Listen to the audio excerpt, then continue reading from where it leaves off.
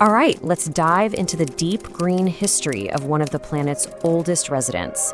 And trust me, this isn't just about botany. This is a story of survival against all odds, a saga written in leaves over hundreds of millions of years. So, let's just start with a question. Think about it for a second. What plant could have been a snack for a stegosaurus and at the same time could be sitting in a pot in your living room right now? It's a pretty mind-bending thought, isn't it? The answer? The humble fern. That common house plant isn't just a piece of decor. Oh no, it's a time traveler, a genuine living fossil that connects our modern world directly to a prehistoric past. So let's kind of reframe how we look at this plant. It's not just a neighbor, it's an ancient one.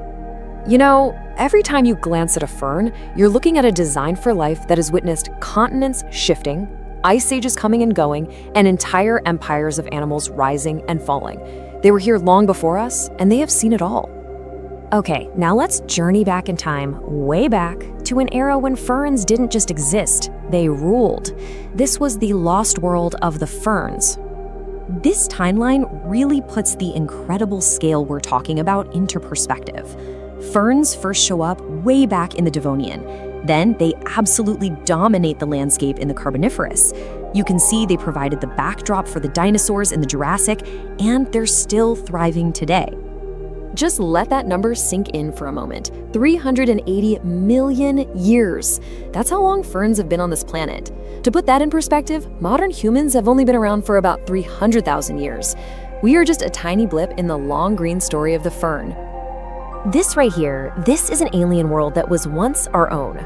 Back in the Carboniferous period, vast, swampy forests of giant ferns covered the land, some as tall as trees. When they died and decayed, they formed the massive coal deposits we rely on today. Our modern world is literally powered by ancient fern forests.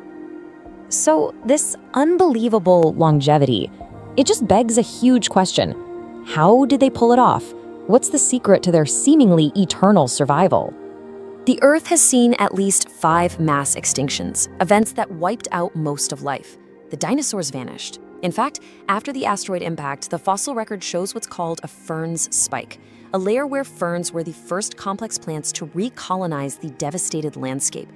These survived catastrophes and even the rise of a new, super competitive kind of plant, the flowering plant. So, how? The secret really lies in their ancient method of reproduction. While newer plants evolved complex seeds that often need pollination and have built-in food reserves, ferns stuck with a much older, simpler system: spores.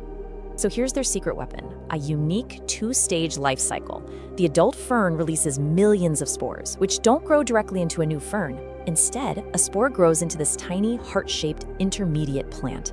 From there, with just a little bit of water, fertilization happens and a new adult fern starts to grow. It's an incredibly resilient strategy. And the spores themselves, they are the real key to survival. Think of them like tiny little survival pods.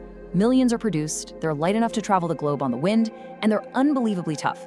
They can survive extreme heat, cold, and drought, just waiting patiently for years until conditions are perfect to grow. That's the superpower that lets them colonize new territory after a catastrophe. So what does all this mean for the fern on your windowsill? Well, it means its leaves, or its fronds, hold one of the greatest stories ever told. This is the key thing to remember. That plant isn't just a plant. It's a genetic archive, a living continuation of a line that refused to be broken. It carries the successful strategies of ancestors that survived when the world was on fire and when it was frozen solid. Ultimately, the fern really represents the pure tenacity of life itself, its ability to adapt, to endure, and to thrive, no matter what the universe throws at it. So I'll leave you with this thought. The next time you walk past a fern in a park or water one at home, take a closer look. You're not just looking at a plant, you're looking at a survivor, a witness to deep time. What story will you see?